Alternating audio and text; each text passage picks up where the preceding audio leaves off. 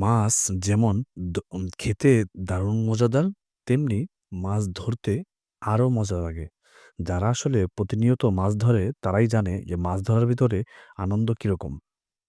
ভোগ্যপ্রাণীর মধ্যে মাছ বাংলাদেশের মানুষের অন্যতম প্রধান খাদ্য এবং আমিষের প্রধান উৎস। সমগ্র পৃথিবী প্রায় ২৫,০০০ প্রজাতির মাছ পাওয়া যায়, তারও বেশি।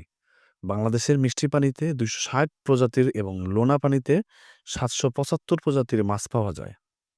বাংলাদেশের নদী নালার আধিক্যতে দেখা যায় প্রাকৃতিকভাবে দেশের বিপুল পরিমাণ মাছ পাওয়া যায়।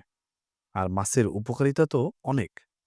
যেমন মাছে রয়েছে ভিটামিন এ এবং ডি, মাছে রয়েছে চর্বি, খনিজ তেল, আয়রন, ক্যালসিয়াম এবং ফসফরাস পাওয়া যায়। আপনি নিয়মিত মাছ খেলে উচ্চ রক্তচাপ, হৃদরোগ, চোখের অসুখ, হাত পা ব্যথা, শরীরের দুর্বলতা ইত্যাদি রোগ থেকে পরিত্রাণ পাওয়া যায়। প্রতিদিন ১০০ গ্রাম করে তাজা মাছ খেলে ৫ থেকে ৬ পয়েন্ট উচ্চ রক্তচাপ কমে যায়।